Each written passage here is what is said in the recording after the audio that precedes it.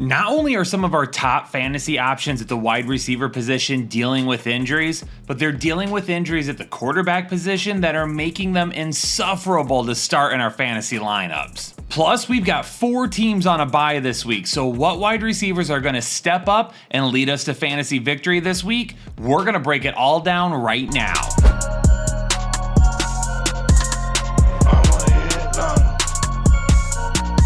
Yo, what is going on, Headliner Nation? We are dealing with some craziness at the wide receiver position in 2024 so far.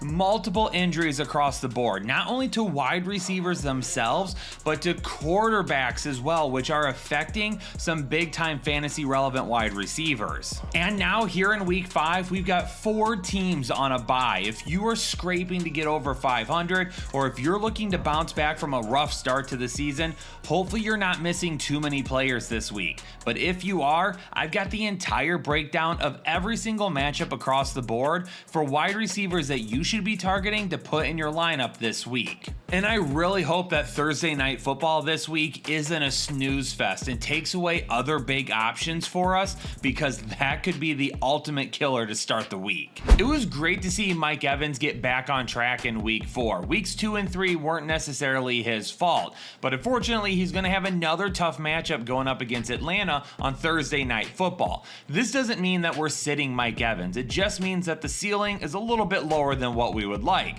His big playability is going to be there, but I don't know if he's going to find those big plays against a defense that's done a good job of limiting them so far. So he's definitely going to have a little bit of risk, where Chris Godwin this week is going to be a low risk candidate. Godwin has only 1 week where he has scored under 14 half PPR fantasy points, and right now he's kind of that go-to option for Baker Mayfield when he can't seem to find the targets down the field for Mike Evans. Chris Godwin in this matchup getting the ball out quickly into tough coverage. Chris Godwin to me has the highest floor, while Mike Evans still has the highest ceiling. Things for the Falcons wide receivers are going to be a little bit more difficult, because right now Tampa Bay is allowing the 9th fewest receiving yards and 5th fewest fantasy points to the wide receiver position.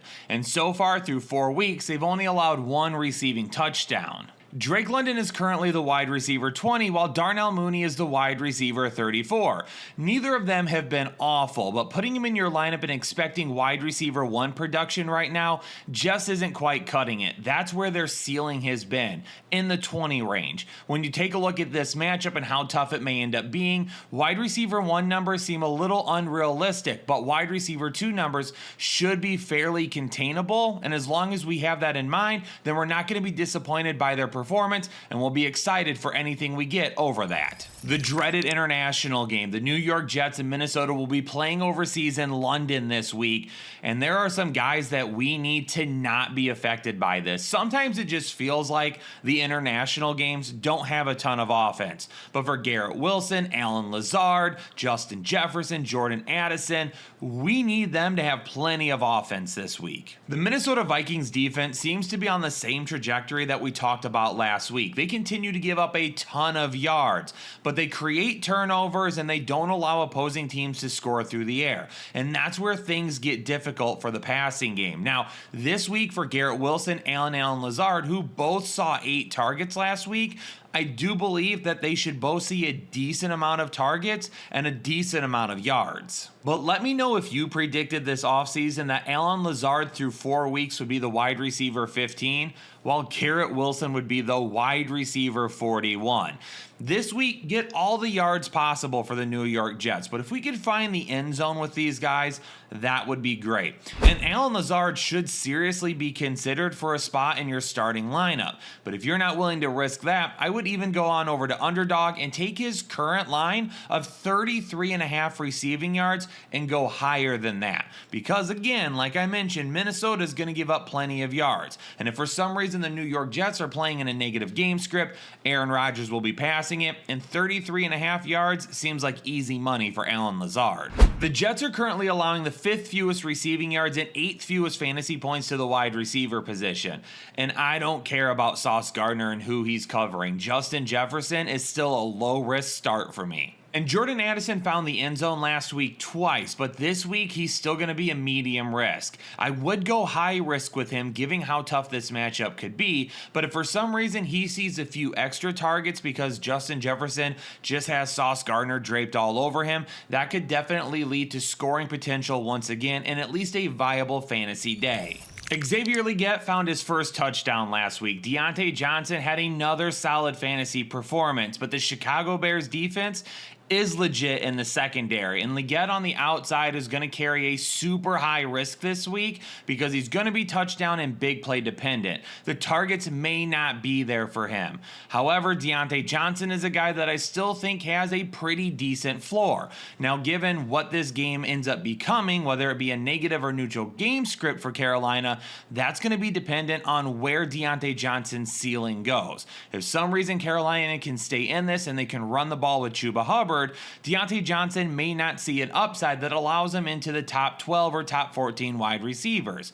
But based on the amount of volume, regardless of that, he should still be a pretty predictable wide receiver 2 this week. While the numbers suggest this is a positive matchup for the Chicago wide receivers, there's a couple of other issues that I find concerning that may not allow these guys to reach their ceiling and may also lead to a potentially low floor as well. First off being, all three of these guys are finally healthy, so targets are going to be distributed amongst them. DJ Moore saw 6 targets last week, while Rome Odunze and Keenan Allen each saw 3 targets. But what happens if this game gets out of control? What happens if Chicago has a decent first half and runs the ball well again with DeAndre Swift? And now they find themselves with a 2-score lead going up against Carolina, and their defense shuts them down. If that ends up happening, the target share that we saw last week could end up being very similar. And if they don't end up getting their touchdowns in the first half, they may not have much offense in the second half to help their fantasy performance. There is definitely some concern about game script, unfortunately leading to unpredictable play from the Chicago wide receivers this week and giving them some truly unpredictable fantasy outcomes. If you've been bailing on Zay Flowers, don't. And if you thought about trading him, just hold on to him. Unfortunately, the last 2 weeks killed his fantasy value because of such positive game script for the Baltimore Ravens. And this week against Cincinnati, I don't think that's going to happen. This game should remain a whole lot closer and be a lot tougher. They're going to have to pass the ball. And at the beginning of the season, Zay Flowers absolutely locked in as the #1 target in this offense and a guy that should see upwards of 10 targets per week in a game script that allows that to happen. Neither Mark Andrews or Isaiah Likely are doing much of anything in the passing game right now. Rashad Bateman isn't either. There's not a clear-cut #2 target on this team right now. Zay Flowers is the guy in the passing game. And when Baltimore stays in neutral or negative game scripts, he's going to see tons of volume. You might be frustrated, but do not give up on him yet because this week could be the bounce back. The Baltimore Ravens are currently allowing the 7th most receiving yards in the National Football League, so Chase and Higgins should both be in for a solid week in a neutral game script. Hopefully, T. Higgins sees the same amount of targets. He led them last week in targets, which would be great to see for fantasy owners that were holding on to him and really need him to perform now in the middle parts of the season. For Jamar Chase, he's got the big playability. Maybe he doesn't see as many targets as T. Higgins, but that's okay because he might do a whole lot more with the targets that he does get.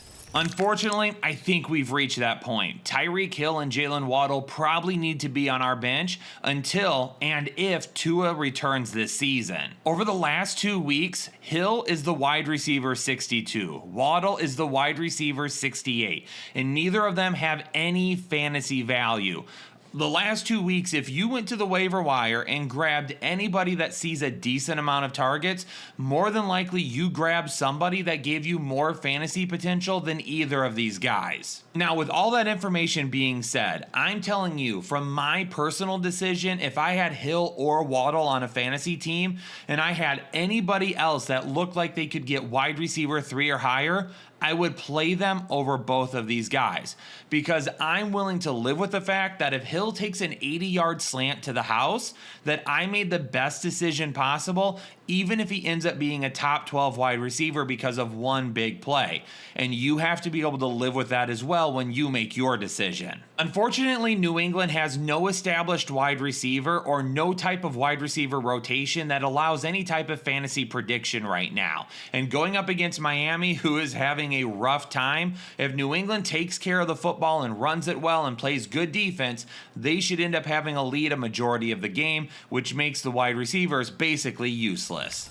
No, your screen is not incorrect. This week, I feel like Jerry Jeudy is a much safer play than Amari Cooper. Washington is currently allowing the most fantasy points and touchdowns to the wide receiver position. And even though I believe that Amari Cooper has a higher ceiling than Jerry Jeudy, I do believe that Jerry Jeudy is a safer bet this week. Right now, Jerry Jeudy is averaging right around 10 fantasy points per game. He had one where he barely missed cracking 7 fantasy points, but other than that, he had 10, 9.8, and 10.2 fantasy points. He's seeing a little bit more consistent targets than what Amari Cooper is. And even though Amari Cooper could go off for 150 yards and 2 touchdowns, he could also go off for 3 catches and 45 yards. Right now, Jerry Jeudy just feels like a safer bet and a really good matchup, even though Amari Cooper is probably a league winner this week. The Jaden Daniels and Terry McLaurin connection is really the only one that's working consistently in Washington right now. And that big play is always going to be the key to McLaurin finding his upside on any given week. Now, his ceiling may be super risky this week without that big play, but his floor could be very similar to a stat line that we saw from last week and not from what we saw a couple of weeks ago going up against Cincinnati. Now, for any of the other wide receivers that you're thinking about, it's going to be a no from me, dog. I'm just not interested in the target share that's being distributed pretty evenly among 3 other wide receivers, sometimes 4 other wide receivers. I'll take Terry McLaurin as a middle risk type player this week that does have a high ceiling but probably doesn't find it, and we're hoping for a better floor. Fair warning, you're going to need to check back in with us later in the week about the Indianapolis Colts.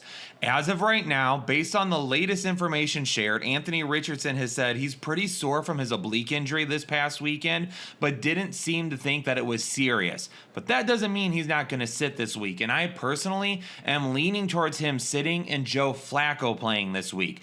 Joe Flacco came in and absolutely unlocked the Cleveland Browns last season. Could he end up doing the same thing for the Colts? Maybe not long term, but giving us Josh Downs and Michael Pittman with a low risk rating this week would be absolutely clutch when we need it most. Both of those guys saw 9 targets last week with Flacco, and both of them have absolute sustainable fantasy performance ahead of them, even if we get Flacco for only 1 week. If Richardson ends up starting, though, this changes greatly. I'm still going to bank on Brian Thomas Jr. being the wide receiver 1 and most consistent wide receiver on this team moving forward. But for those of you that held on to Christian Kirk, there is good news this week. Christian Kirk has had back-to-back games with solid performances. And the thing that kind of changed during that time frame is that Jacksonville was playing in a negative game script. And with Evan Ingram hurt, they stopped running as much 12 personnel and started running more 3 wide receiver sets. Now that could end up changing if Evan Ingram comes back this week, and it's going to be something to monitor. But Gabe Davis has also been banged up. All of those things working together have led to Christian Kirk seeing more snaps in week 4 than what he had previously seen in the last 3 weeks. His snap share is way better. He's on the field more often, which means he's being targeted by Trevor Lawrence more often. And this is exactly what we said at the beginning of the season and why we felt this was such a stupid move by the Jacksonville Jags offensive scheme. Now, I don't agree with this, but we have to be cautious that maybe that changes and we see them go back to more 12 personnel. Evan Ingram is likely back this week. Him and Brenton Strange could see more 12 personnel together, and if Gabe Davis is healthy, that kicks Christian Kirk back off the field. Christian Kirk needs to be on the field as much as possible. I don't care what you do with your scheme. Get him out there, because when he's out there, he produces. We've seen that. But the problem was the first 2 weeks of the season, he wasn't out there. He was seeing significantly less snaps, and because of that, he wasn't being targeted.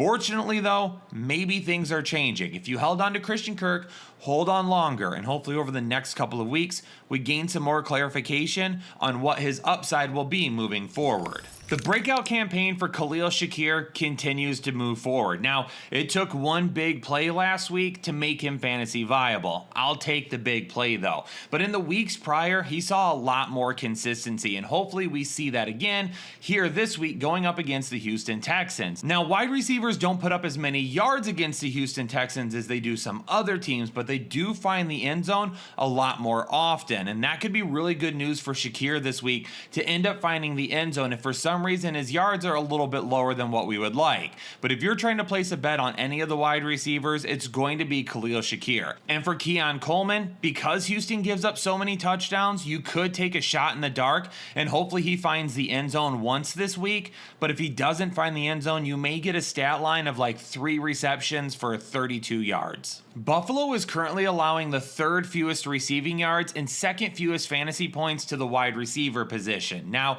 last week's game where Derrick Henry ran all over them and really Baltimore didn't need to pass an awful lot, skewed some of those numbers and brought them down quite a bit. The matchup on paper would have looked a little bit easier had it not been for that positive game script for Baltimore last week. And while Buffalo's defense is still pretty good defending the pass, I don't think they are as good as what the numbers show, and certainly I'm not going to let that reflect in my predictions for Houston this week. Nico Collins will be the main guy. Tank Dell, if he plays this week, I still think Stefon Diggs is number 2, and Tank Dell is a guy that maybe takes a couple of more weeks to get his feet back under him before he goes out and puts together a big game. The Raiders and Broncos matchup brings a ton of gross outcomes for the wide receiver position this week. Let's talk about Davante Adams first, because prior to last week, he hurt himself at the end of practice and was unable to play. And maybe he hurt himself. Maybe he hurt himself. I don't know, and I'm not here to judge. But now he's requesting a trade because he doesn't want to be in Las Vegas anymore. And I get it. I've been vocal about the fact that he's allowed to be as upset as he wants to because Las Vegas completely screwed this situation up and left him in a bad position. But depending on how serious that injury was, I don't know if I want to risk Davante Adams coming back this week against Patrick Surtain. What if Davante Adams doesn't play? Is Patrick Surtain going to be lined up across from Jakobi Meyers? This is a tough matchup for Las Vegas. Gardner Minshew, he played all of last week, but the week prior he got yanked from the game for Aiden O'Connell. Who says that's not going to happen again? Really, the only player I trust in this offense is going to be Brock Bowers, and even then, I trust him about as much as I trust myself after eating Taco Bell. And that's why Davante Adams and Jakobi Meyers are going to be my Mando must-avoids for the week. I just have no interest in playing either of these guys. Now, if Davante Adams ends up being healthy, you may be in a position where you have nobody else to play, and you need to put him in your lineup. And I get it, and I sign off on that, and I'm cool with it.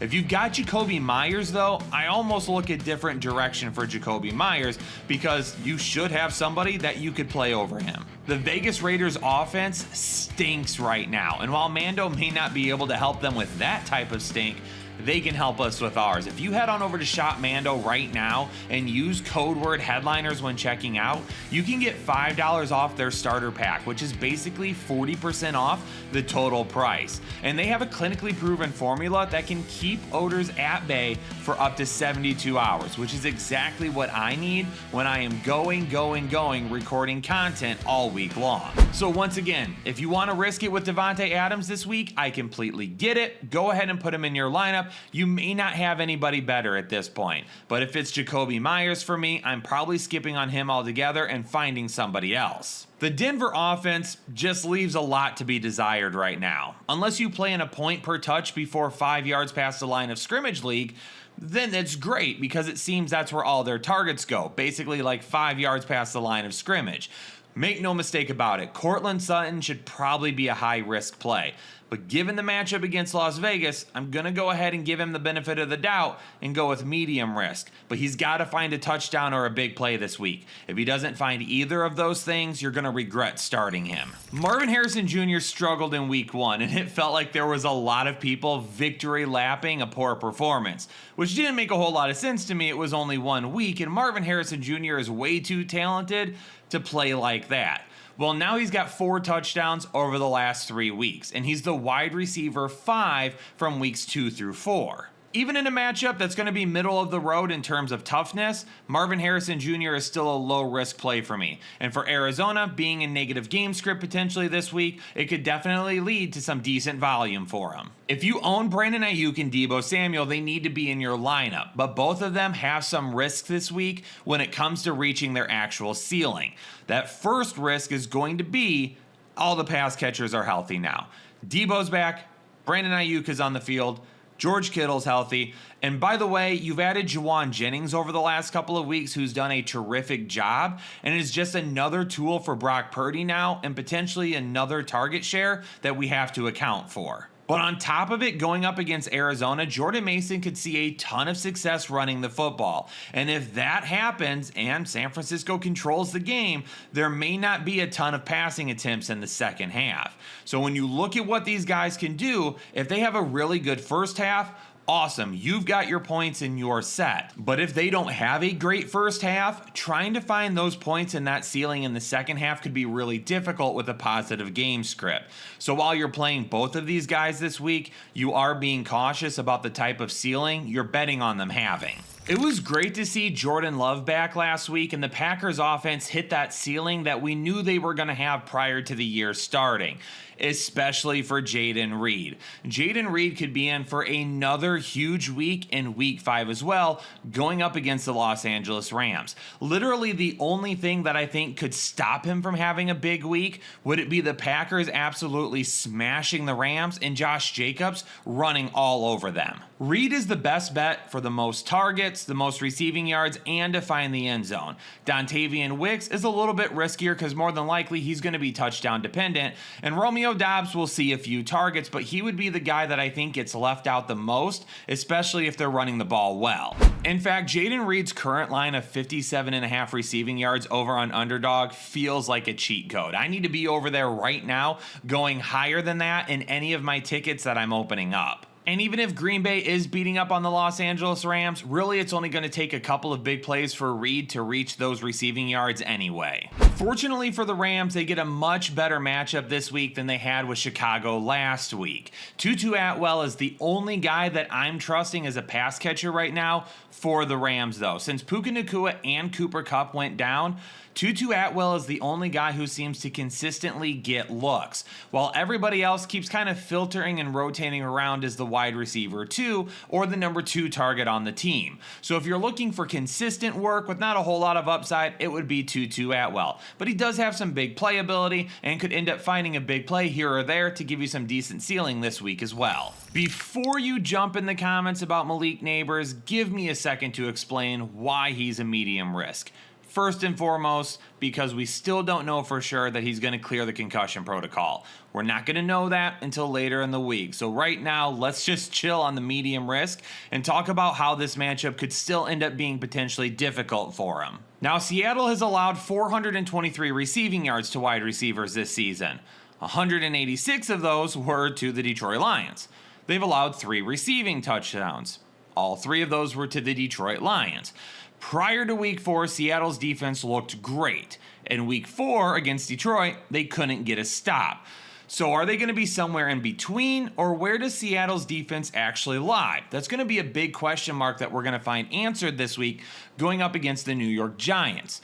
But taking a look at Malik Nabers, more than likely Devin Witherspoon is going to be on him more times than not. And Devin Witherspoon is a tough matchup, especially with a quarterback like Daniel Jones. Now, if Malik Nabers was going up against Devin Witherspoon and he had Patrick Mahomes or Josh Allen or really, we'll say 25 other quarterbacks in the NFL, I would be fine with Malik Nabers. He would be a low-risk start for me, and I would be great with that. But my concern is the quality of targets this week, because let's say Nabers gets 5 targets in the first half, and maybe Daniel Jones throws a pick on one of those. Maybe he's not looking at him nearly as much in the second half because he just doesn't trust himself.